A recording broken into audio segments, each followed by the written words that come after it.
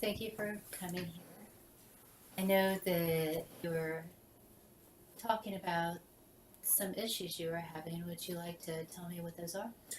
Well, I'm leaving a job that I've had for a little while now, and I'm going to a really good opportunity, but I still feel really bad for leaving my current boss. And I know it's not really my fault, but for some reason I just can't shake this feeling that I'm responsible for what happens there after I leave. Can you tell me more about your current boss? Well, he's nice, but he's quiet. He keeps to himself a lot. Um, he rarely jokes or laughs. Um, when things upset him, he gets really excitable. Hmm. Um, so even though he's been nice to me, I've heard him with other people not be so nice. And there's sometimes he's been a little short with me, but on the other end of the spectrum, he goes through great lengths to make sure that the people that work for him are taken care of.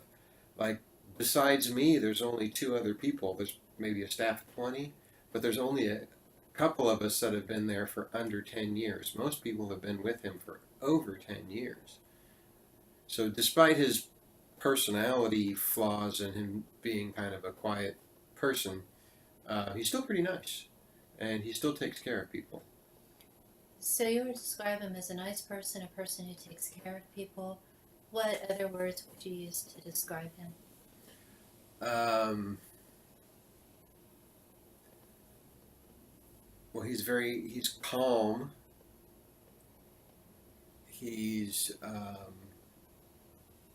smart.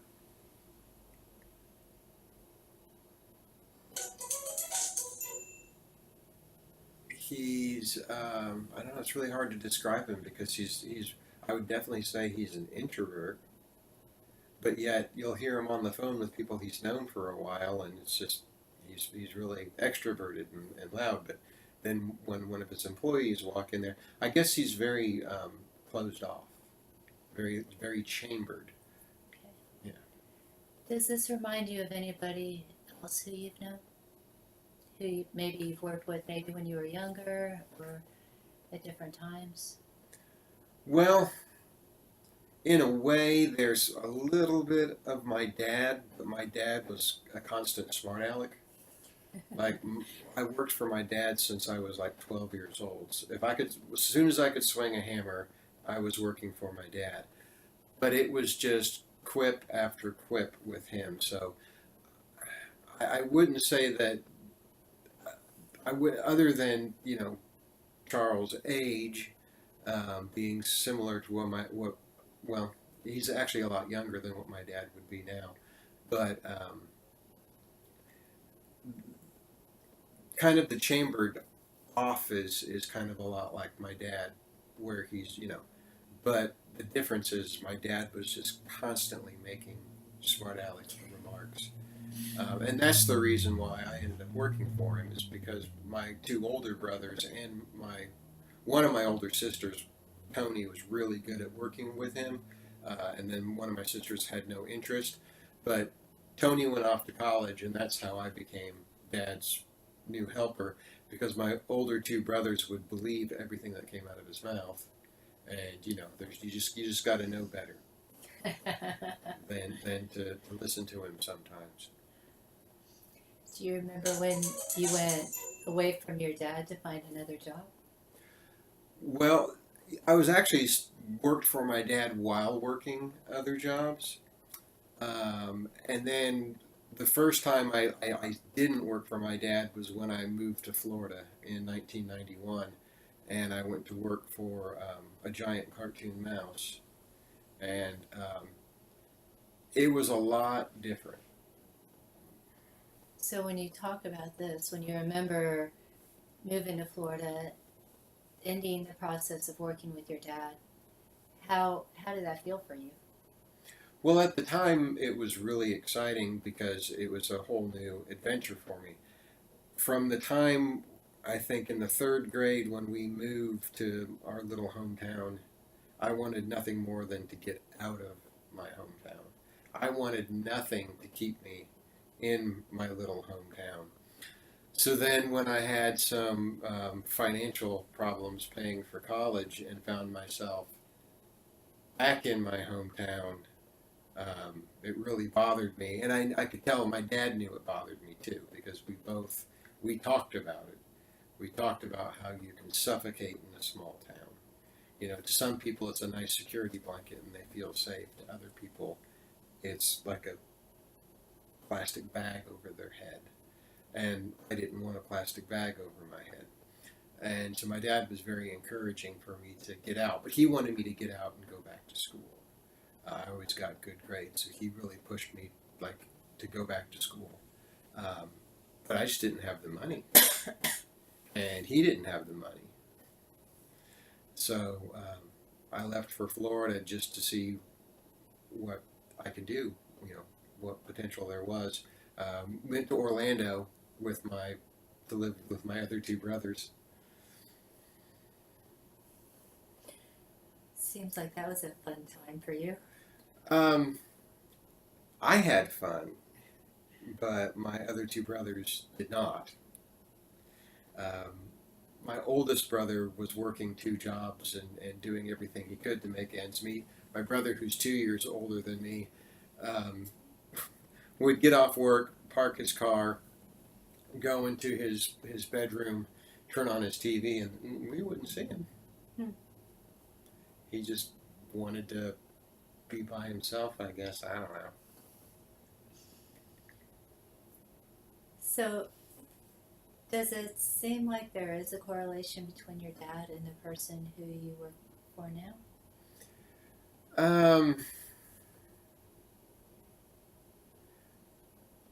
Personality-wise, they're completely different. The only similarity they have is a mustache. They both have really bad mustaches that they probably both should have shaved off. I guess the main thing that it is just because I worked for my dad and because we struggled financially, and my dad, I kind of felt like it was me and my dad against the world trying to get the family through, and I think I feel that kind of loyalty to anybody I work for, especially when it's a smaller company. It's not a big corporation, so it's Charles, and I feel like, well, if Charles is the boss, then I'm his right-hand man, and it's me and him against the world. But I'm not his right-hand man. He's got people who've been there forever. Well, I like the word loyalty that you use, and I'm wondering if there is another word that would be similar, or another word that would be more in this situation. Delusional? Delusional is always a good word, but no.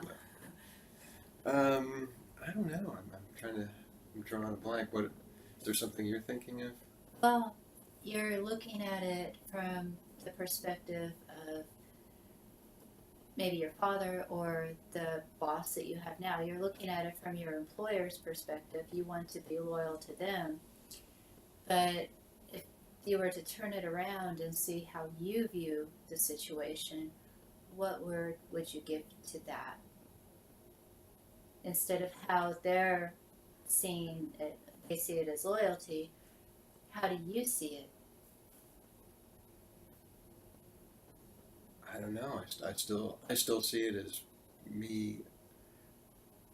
I still see it as loyalty. I still see it as like I feel like in a way I'm letting him down, almost like I'm betraying him by taking this other opportunity. But it's an opportunity that comes along once in a lifetime. It is. So you're seeing it as you feel like you're not being loyal by leaving him, but in looking at it from your perspective instead of how he would see it, it seems like you feel responsible for him. Well, yeah. I feel not so much responsible for him because I know he's going to be fine. I feel responsible for what happens next to everybody. Like there's several coworkers that depend on me, and there's several clients that depend on me. I mean, I didn't tell anybody that I was leaving. I was going to let Charles control the narrative. And then I got an email from the human resources girl, Amy, telling me, wanting me to come in there and sign up for the 401k. And I said, I really can't sign up for the 401k because I'd only be on it. I'm eligible starting tomorrow, so I'd only be able to be on it 3 days, and then I'm done. And she didn't even know. She does human resources. So Charles does not share a lot with his employees.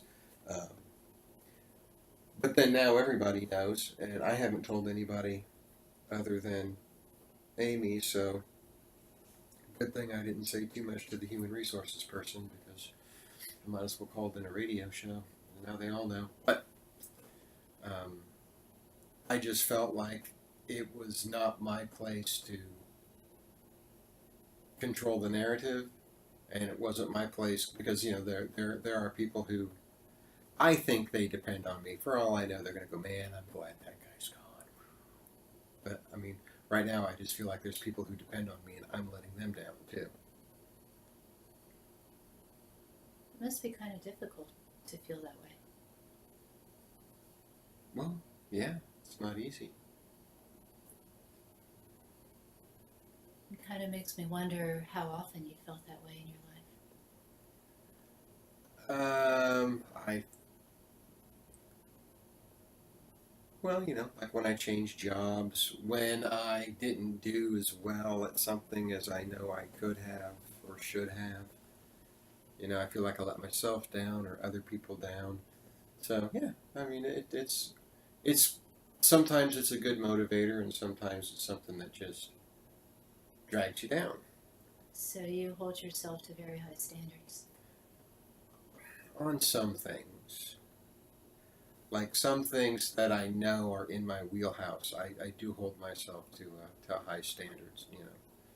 Like taking a class and getting a good grades, I hold myself to a high standard because I feel as though I can control that, I can learn it, I can work hard, I can do it. Doing a good job at work, understanding the task, knowing what I'm supposed to do, organizing, leading a team, things that I know I can do. I do put a lot of pressure and a high standard for myself. Things that I don't know how to do, and I feel as though should be like taught, not just things I should already know. I don't put that much pressure on myself um, until it's something that it is mine to own and take responsibility for. Like if you told me you wanted me to change the spark plugs in your car, I would not feel any responsibility for that whatsoever because that would be a huge mistake. I don't know how to do it. But if you said you wanted me to learn how to put spark plugs in cars, then I would look forward to learning that. And I would expect someone to teach me, not to just automatically know it. So this is what I'm hearing. I'm hearing that there are some similarities between your boss now and your dad, some. So, There are similarities between how you feel with your boss now and your dad, that you feel loyalty, you feel responsibility. And there's a pattern within your life of feeling responsible to do the best job you possibly can. Seems like a lot of work, and it seems like a lot of pressure. it can be. Yeah, like I said, sometimes it's a good motivator. It's like when I'm in the middle of something, like when I was going to school and I was finally finishing my degree. When I was in the middle of it, I felt a lot of motivation. I really pushed myself to where, if I came home on a Friday and I would rather just turn on the TV and, I had to push myself knowing that I wanted to do well in the class. It was a good motivator to, just like, no, you can do this, you want to do this, this is good for you. But then when the class would be over and you'd have that 2 or 3 week gap between classes, the idea of putting that much pressure on myself again when I didn't have it, it made it harder to want to jump back into school. It made me like, I could just drop these classes and everything would be fine.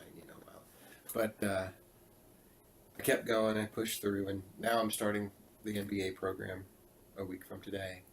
Um, so I'm jumping into it all over again.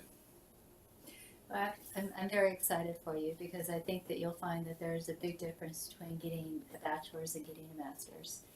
And I think that you'll find that your efforts will, hopefully, you'll find that your efforts will pay off immensely. My concern is that you do put a lot of pressure on yourself, as you said, and I'm listening to you, and I'm feeling a little bit overwhelmed just listening to all the pressure you put on yourself. I mean, that's how I'm feeling. So I would imagine that there may be some of that with you. Yeah, I mean, I started a new job, and I start my MBA on the same day, and then a few days before that, closing on a condo, which means I have a condo to fix up and the house I'm currently living in to fix up so it can go on the market and to move and to change all the addresses and blah blah blah blah blah. Yeah, it's a lot at once. Sounds exhausting. Yeah, I Yeah. could use a nap. Yeah, I'm sure. Well, this is my thought, and I would like to hear what you think of this. You're very cognitive. You're looking at these things very logically, very linear, which I think helps you succeed in life. I think if you weren't like that, you wouldn't be in the place that you are. So there's a lot of good parts to that. There really are. My concern, and let me know if this may be accurate, is that as you're looking at your life in a very cognitive way, which is something that has helped you immensely, sometimes I wonder if the emotions can get lost until they're just overwhelming. Could be, yeah, because I look at things as problems need a solution, and emotions don't have a solution. No. So yeah, I could, it's true. Like when somebody would say, "Well, how does that make you feel?" My answer would be, "Well, I feel like I need to do A, B, C, D." Like, no, how do? And that's just the way I am. It's like, okay, I can do A, C, B, D, but I can't do D. That's the way I'm. I think I'm wired a bit. Well, that's the way you're wired when it comes to yourself. But when you were talking about your boss, when you were talking about your dad, you were emoting much more than when you were talking about yourself. So that's something that's interesting, something to look at.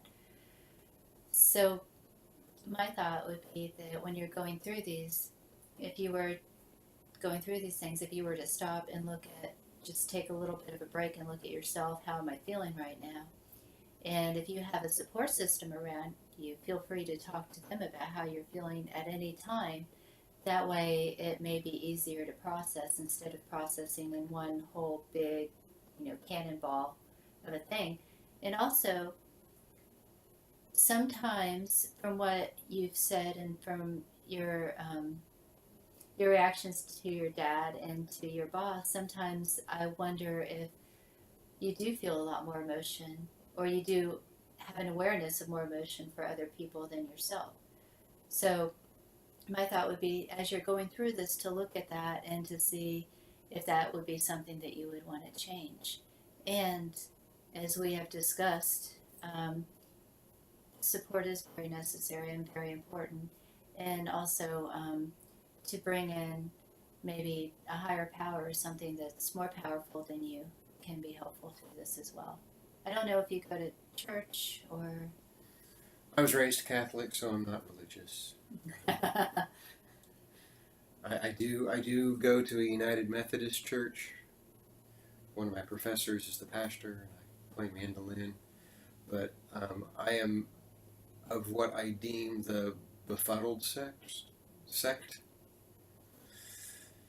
So, I mean, yeah. Sometimes it's a journey, not necessarily destination, right? Yeah, I mean, it's like, I don't know. The concept of God is not a logical concept, but trying to say there isn't a God defies logic as well. Because the more you learn about the universe, the more you realize that for some reason, 22 divided by 7 is everywhere. Not just on Earth, not just in our DNA, not just in a circle, it's everywhere. Well, some mathematician somewhere figured this out. There is some sort of intelligent design to it, but it's really hard to cognitively think that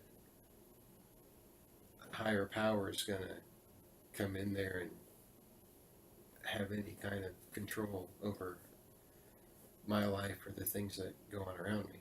So that's a challenge for me as well. It's like, I think that there's this great mathematician out there. I think we're just a great big ant farm sometimes. I don't think he's actively pushing any buttons. It's very thought-provoking, it really is. And I could talk to you for hours about this, but just what keeps going through my mind is Babelfish. Well, yeah.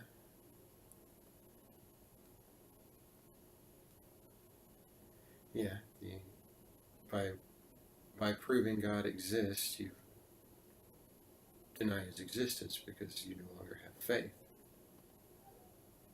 Yeah. I don't know, I guess I just believe in, like, the power of self. Like, what is it? God helps those who helps themselves, like he gave us free will, so it's up to us to do what we can, not wait on divine intervention. Like people say, let go and let God. I don't know. It's hard. Yeah. And it can feel impossible. But I wonder if a leap of faith and allowing your support to be supportive and connecting with others would be helpful. I mean, it's attraction, not promotion sometimes. And I mean, I remember that poem, I sought my God, I could not see him. I sought my soul eluded me. I sought my brother, there I found all three. I know that you're very connected to people. You have a strong sense of loyalty. I can tell that by the way that you talk about people. Maybe that's where it is. Or maybe it's a ever-changing path or ever-changing definition. Maybe that's where it is now. Maybe tomorrow it'll be somewhere else. Yeah. Guess we'll wait and see. I mean, that's one of the reasons I'm leaving my current job and going to this other job is I get to supervise a team of 6. And right now I don't supervise anyone. I actually like supervising because I like teaching people things. I like interaction. And I don't have much interaction now. Mm-hmm. And now I'm going to a place where I'll probably have constant interaction. And I actually like that. Well, how are you feeling right now? I'm feeling all right. Good. There was a lot that was discussed, and what I heard was that there are situations that relate to other situations, sort of like a web, and you're able to look at that web and see how they interact, and there are times that your life is feeling overwhelmed. You're feeling overwhelmed in your life sometimes, but you're open to looking for ways to work through that. Mm-hmm. Thank you for your time. I'm glad you're feeling well right now. And that is